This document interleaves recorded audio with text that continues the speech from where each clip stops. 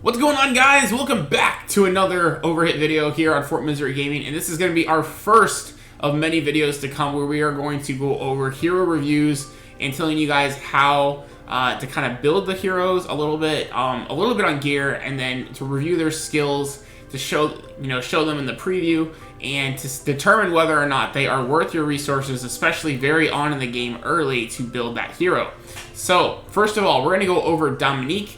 And I probably will be using the SR Select ticket to get a copy of her, because I do need a light DPS for the Dark Raid. So once again, that's probably where we're going to touch on her already.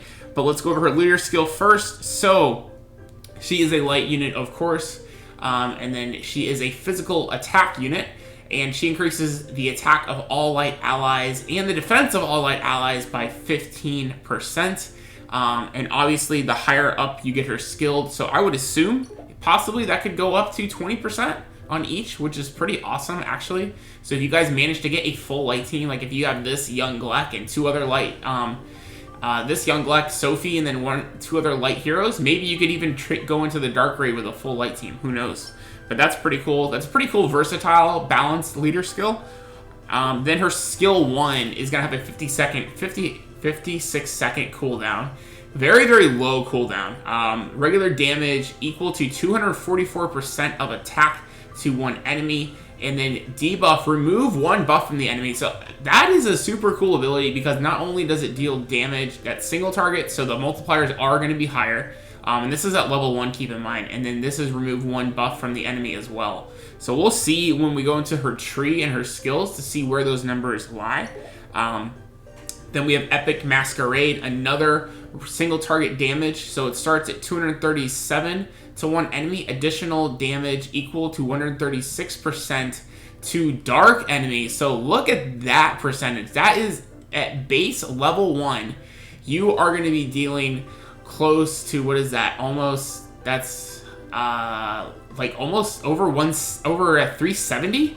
That's pretty insane, actually. So let's go into her, and then finally her passive, which I do have her passive because I have her False Grimoire. So it is going to decrease damage taken by self by almost 20%.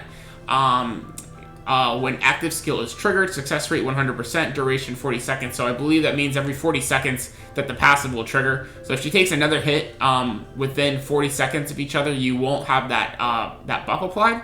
But still, a little bit of damage reduction, pretty awesome, especially useful in the raid, where she's going to be taking super effective damage, because she's going to be dealing super effective damage of how light and dark work with each other.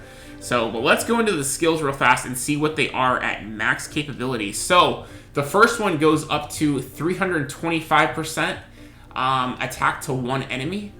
I just want to make sure those numbers are right. Okay. So 325.5% attack to one enemy. Unfortunately, still does not increase the debuff like removing multiple buffs, but it will remove one buff from the enemy as well. And then finally, for the last one, we're looking at 316% to one enemy, and then a 163% increase. So you're looking at 479 damage. Call it 480% damage of attack to one enemy. But that is a massive cooldown, so it is a cooldown of 94 seconds. So with that being said, guys, let's talk about how you should potentially build her. So because of the high cooldown on her S2, but the low cooldown on her S1, I think, especially if you're going to be using her for a raid where you want to try to trigger your DPS attacks as often as you can, definitely have some skill cooldown on her, for sure, between her accessory and her attack. Then you can either go for, I would assume, either attack percentage up, crit rate up, or crit damage up are all, very usable things that you guys could use with that. So let's go into, that's not what we want to go into. Let's go into the hero preview now. So let's go ahead and play that so you guys can kind of see how she looks in combat real fast.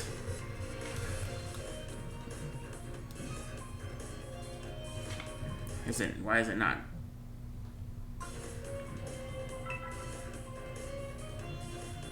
Why is nothing? Why is there a big light flare in the way? Alright, let's go back. I don't know why that happened. Let's try that one more time. Why is there a big light flare in the way? I can't even see anything. Well, rip this. She must be bugged somehow. Because he can't even see it. Alright, well, we tried to do that. That didn't work. What I'll do, guys, since I'm going to be using my ticket anyway that we get today for our 7th login for our normal rewards, I'll go ahead and make a showcase video on her once I get her built up. Once I can, like, S-rank her, probably. I got to finish S-ranking our boy, Cicero today, and then I'll start working on her as well. Depending how lucky I can get with drops and stuff. And then let's actually go real fast into her skill, not her skills, but her abilities to see where, what kind of things she gets. So, and here actually tells us all the different things that you guys could be looking for. So, I think you guys could look for, like I said, physical attack up. You guys could be looking for crit damage rate. You guys could be looking for crit rate. You guys could be looking, obviously, for counter rate on her chest piece is what you really want. Skill cooldown reduction, I think, is absolutely, you definitely are going to need that for her S2. Because that damage output, once you max that to level 6, is going to be just absolutely nuts of almost 500% damage. That's insane. Like, that's arriving on levels of, my Tez doesn't even have that high. And obviously, you guys know it's a lot faster to fully upgrade the SR heroes compared to the SSR heroes. So, I think those are the things you kind of want to look for as far as that goes. As far as for her tree, we see here we got some pierce damage, we got some crit damage, we got accuracy, we got crit rate, pierce rate, accuracy, pierce rate. So pretty cool that her tree is actually pretty relative to what she needs. You know, very, very centric around, there isn't like a lot of defensive capability. It's, you know, mostly attack and damage and accuracy and crit rate, crit damage, excuse me, and that kind of stuff. So I think that's actually really awesome of how well they designed her. Because I remember, like, in Epic 7, when they made Tamarine, of how OP she was on her abilities when they buffed her, but her Awakening tree sucked because she had so much attack up that her health was so low as a support hero in Epic 7. But thankfully, they did not do dirty to Dominquie. And she's actually one of the brand new heroes that came recently, pretty much on launch week for Global, but she was not in the Koreans. At least, I know she wasn't in the soft launch server, like in the Canadian version. So we actually don't even have a valid tier list for her yet for the global or soft launch Canadian server. So very, very cool unit. I definitely wanted to review her since she's kind of an unknown of how good she is.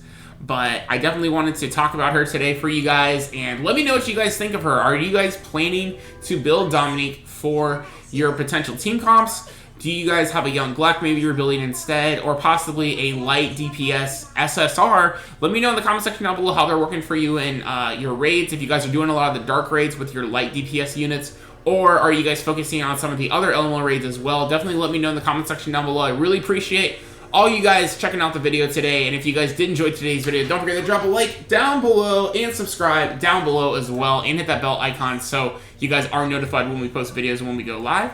And until then, guys, this is your boy, Fort Misery Gaming. And I'll see you guys in the next Overhit video. Peace, guys.